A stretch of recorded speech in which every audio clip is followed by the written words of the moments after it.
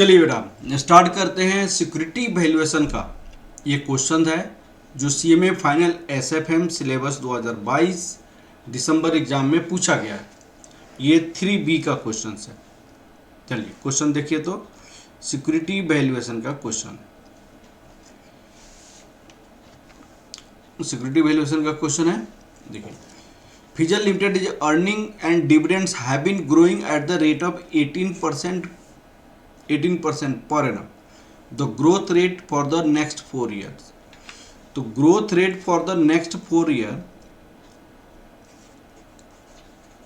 growth for next 4 year आपका 18% है. The growth rate will be for 12% for next 4 year. Growth for next 4 year 12%. Thereafter growth rate expected to be 6% forever. Growth for infinity thereafter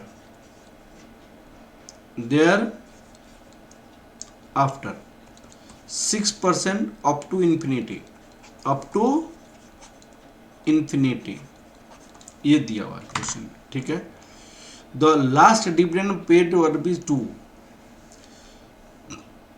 last dividend paid ₹2, dividend paid ₹2 that equal to D0. Investor required the rate of return, that is cost of equity 15%. Cost of equity that equal to KE equal to 15%. अब आपसे question क्या पूछा, assess the value of equity share in 3 step procedure. 3 step procedure से आपकी equity share की value निकालनी है। तो भाई फर्स्ट स्टेप में होता क्या है कि डिविडेंड जो फ्यूचर मिलता है उसका डिविडेंड निकालनी है। सेकेंड स्टेप में market price of the growth rate जब कांस्टेंट होता है उसके पहले मार्केट प्राइस निकालनी है, फिर उस सारे का प्रेजेंट वैल्यू निकालनी है। तो step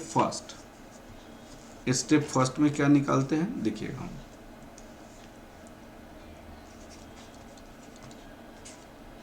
valuation of equity share.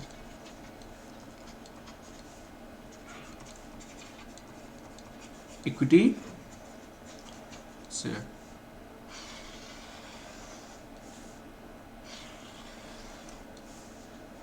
सबसे पहले स्टेप 1 आता है, calculation of dividend received in future.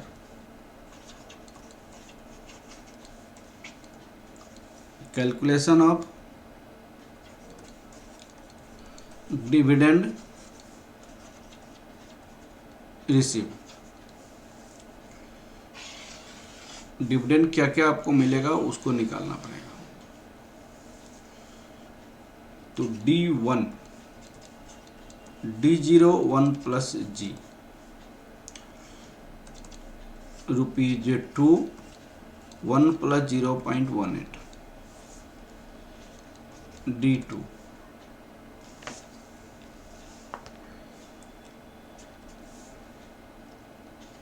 2 1 plus 0.18 की पावर 2 D3 2 1 प्लस 0.18 की पावर 3 D4 2 1 प्लस 0.18 की पावर 4 D5 2 1 प्लस 0.18 की पावर 4 1 प्लस 0.12 D6 2 1 प्लस 0.18 की पावर 4 1 प्लस 0.12 की पावर 2 D7 2 1 प्लस 0.18 की पावर 4 1 प्लस 0.12 की पावर 3 D8 2 1 प्लस 0.18 की पावर 4 1 प्लस 0.12 की पावर 4 D9 2 1 प्लस 0.18 की पावर 4, 1 प्लस 0.12 की पावर 4, 1 प्लस 0.06। अब आपको यहाँ पे निकालना पड़ेगा।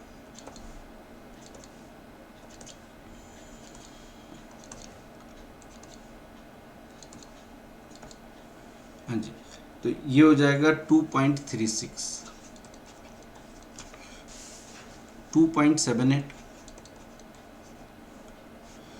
3.29, 3.88,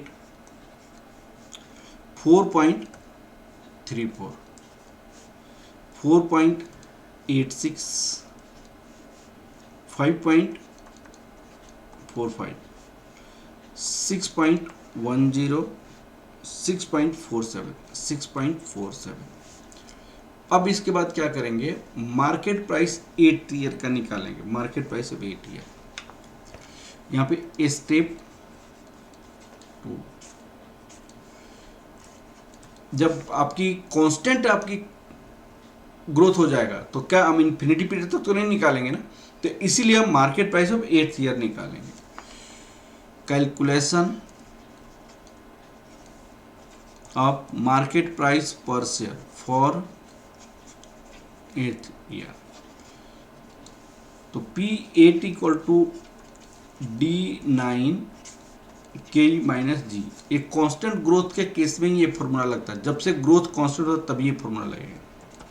तो D9 हमारे पास कितना निकला था, 6.47, 6.47, कॉस्ट ऑफ इक्विटी 0.15, और आपका ग्रोथ रेट जो है वो 6% है। ग्रोथ रेट कितना परसेंट है, 6% है, 0.06। तो ये 6.47 divided by 0.09, 6.47 divide by 0.09 divide 0.09, 71.89, 71.89 आ गया, 71.89। अब आपको step 3 calculation of current value of equity से, यहाँ पे step 3 calculation of current value of equity share, calculation of current value of equity share. This is the year,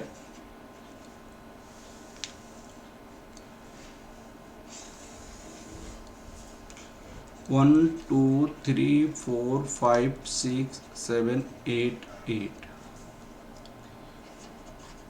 Cash inflow, present value factor at the rate of 15%. This is your present value. 2.36, 2.78, 2.36, 2.78, 3.29,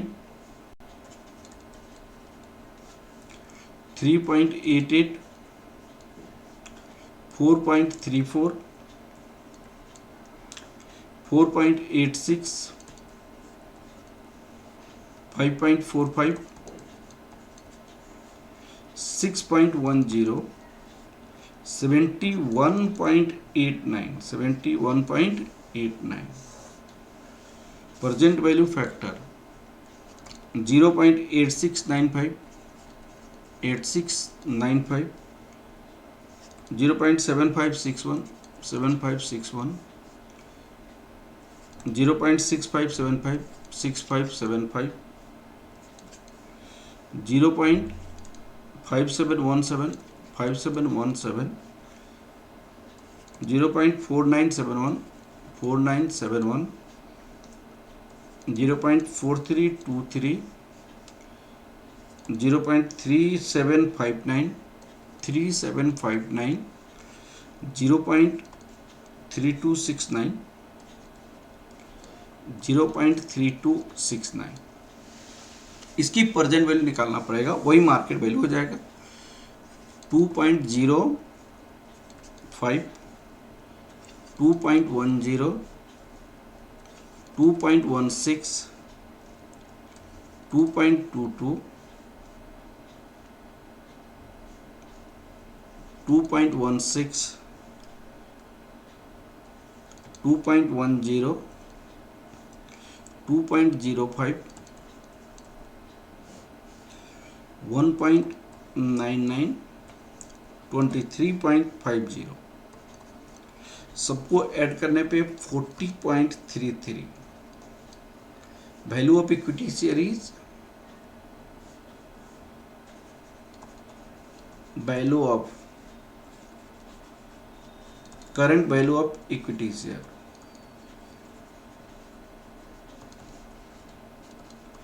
40.33। This the current value of equity share. तो इस तरह value of equity share हमने complete किया। ठीक है, okay, thank you class, thank you.